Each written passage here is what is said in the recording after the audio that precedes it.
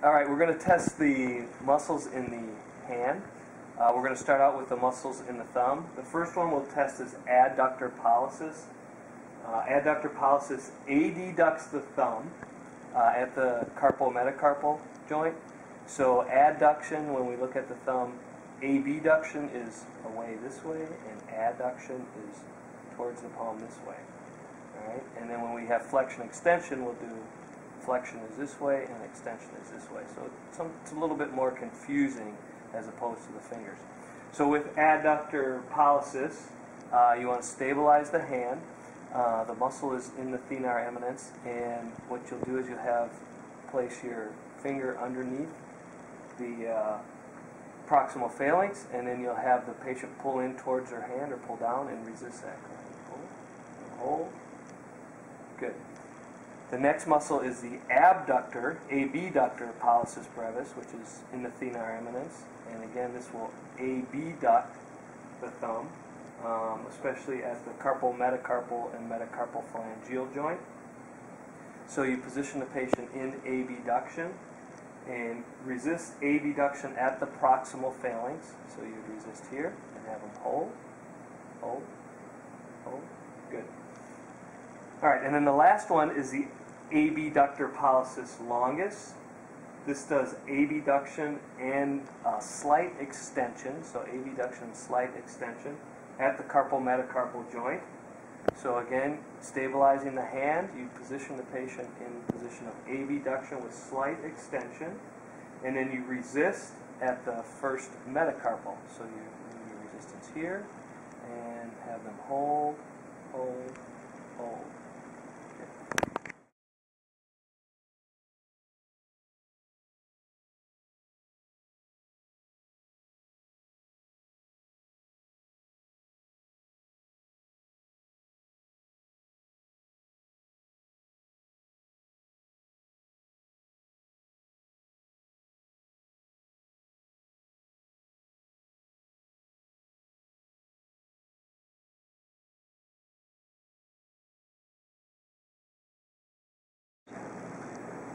All right, now we're going to test the flexor pollicis brevis of the thumb.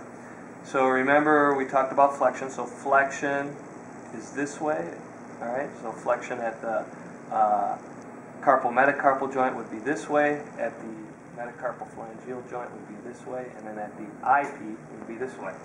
So flexor pollicis brevis flexes the carpometacarpal joint and the metacarpal phalangeal joint. So in this position, you want to stabilize the hand.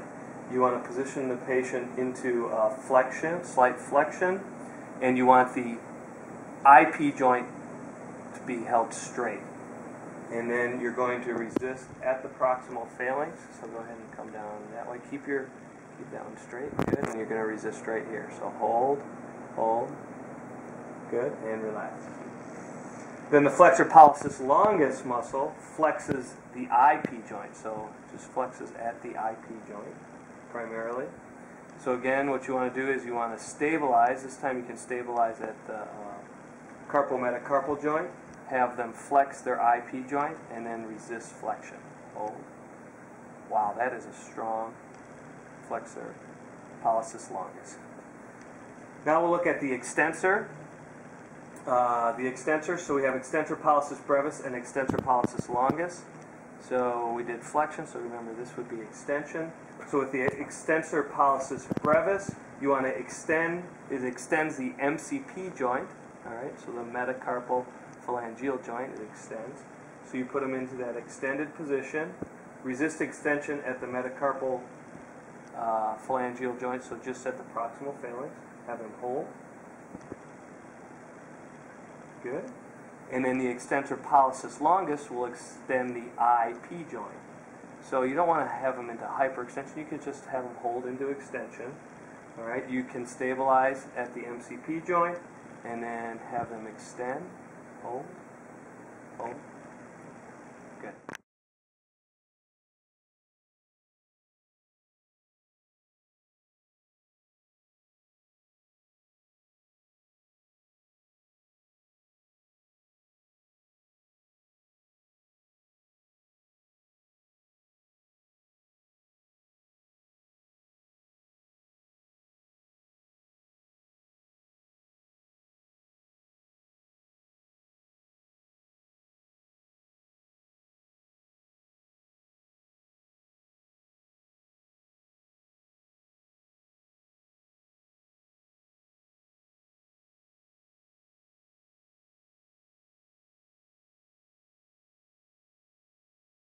All right, next we're going to look at the intrinsic muscles of the small finger, or the fifth digit.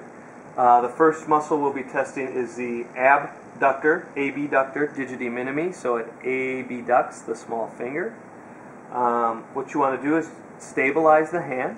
Have the patient sitting. You can stabilize the hand, and you position the small finger in slight abduction, and then what you want to do is resist that abduction at the proximal phalanx. Hold, hold, good. And then the next muscle, so that's abductor, the next would be the flexor digiti minimi, right, which flexes the small finger. So resistance again will be at the proximal phalanx. You want to have the patient come up into almost about 90 degrees of flexion at the metacarpal phalangeal joint. Have them hold that position and then resist at the metacarpal at the proximal phalanx. So have them hold, hold, hold. Good.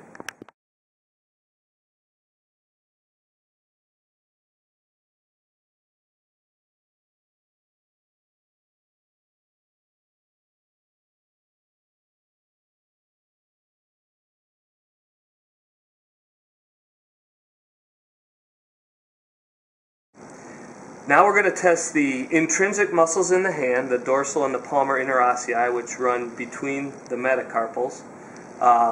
The dorsal interossei abduct the fingers away from the middle finger, so abduct it away, move them away from the midline. And then the palmar interossei adduct, or bring the fingers towards the midline in the center of the hand, or the middle finger. So the way that we test those is we can look at them individually. So if we look at, let's say, the first dorsal interossei, which is right here, we'd have the patient, we'd stabilize the hand, we'd have the patient abduct the finger, and then at the proximal phalanx we would resist that abduction. Hold, hold, hold. Good. Alright, and then when we go to the palmar interossei, which is on this portion right here, what we would do, we're testing the index finger here, and with the index finger we'd have them pull inward, and then we'd kind of resist that, trying to pull outward the proximal phalanx. Hold, hold, hold. Good.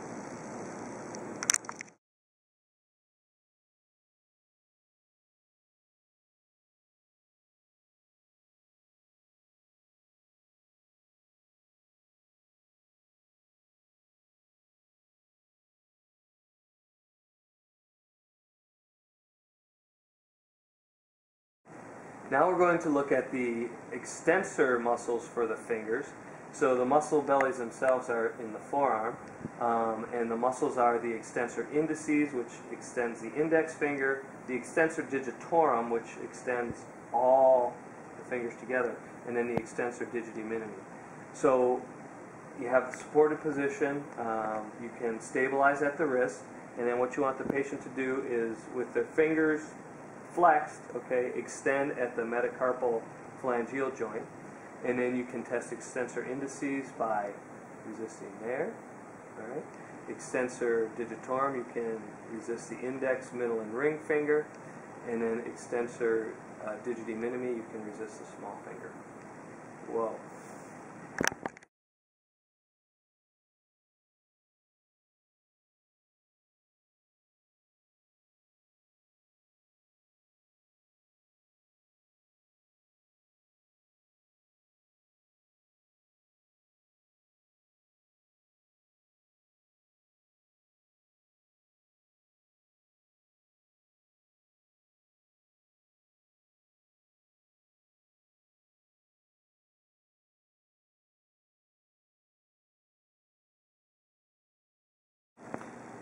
Now we're going to look at extensor carpi radialis longus and brevis. So first we'll test extensor carpi radialis longus. So it crosses the elbow, the muscle crosses the elbow. It extends and radially deviates the wrist. When you test, you want to stabilize at the forearm, position the patient in extension and radial deviation, and then you want the elbow close to full extension for the longus. And then what you would do is resist extension and resist radial deviation, so slight diagonal resistance. Hold. Good. And then to test extensor carpi radialis brevis, you would have the patient fully flex their elbow. So this flexion would put active insufficiency on the longest component. You would stabilize again at the forearm, have them do wrist extension with slight radial deviation. Resist that motion again. Hold, hold. And you can tell it's not quite as strong, but good strength.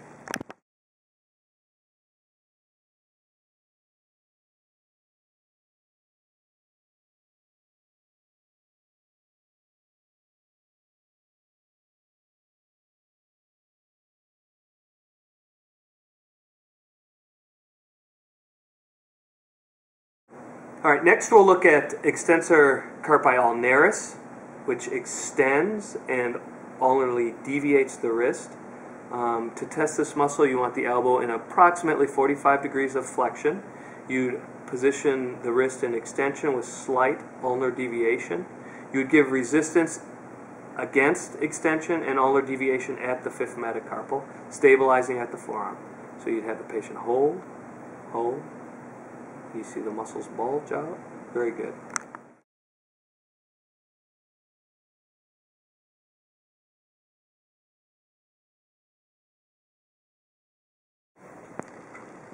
The next muscles we'll test are flexor carpi ulnaris, which is over in this area, and then flexor carpi radialis in this area. So with flexor carpi ulnaris, you want to have the patient position, stabilize at the forearm, have them move into slight ulnar deviation and wrist flexion, and then you'll resist over on the ulnar border against flexion and ulnar deviation. Hold, hold, hold. Good. And then flexor carpi radialis does flexion of the wrist and then slight radial deviation, which is a little bit harder for the patients to kind of do because there's not as much motion. You'll stabilize again at the forearm, and then you'll resist over on the radial side of the hand, resisting flexion and radial deviation. Hold, hold, hold. Good.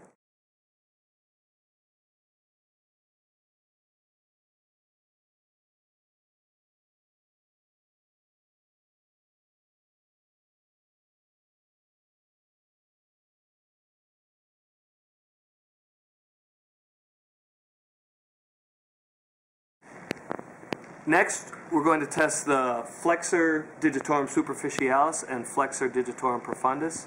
These muscles flex the digits. The flexor digitorum superficialis flexes the finger at the PIP, and then the flexor digitorum profundus flexes the finger at the DIP. So in order to test first the flexor digitorum superficialis, you want to stabilize the hand at the metacarpals. You'll have the patient flex at their PIP, leaving their DIP straight, and then you will resist at the middle phalanx. Hold, hold, hold. Good. So we just tested the index finger, flexor digitorum superficialis. When we test the flexor digitorum profundus, we have the patient flex their distal interphalangeal joint, stabilizing at the middle phalanx, and then resisting at the distal phalanx. So hold. Oh, that's strong. Hold, hold. Good.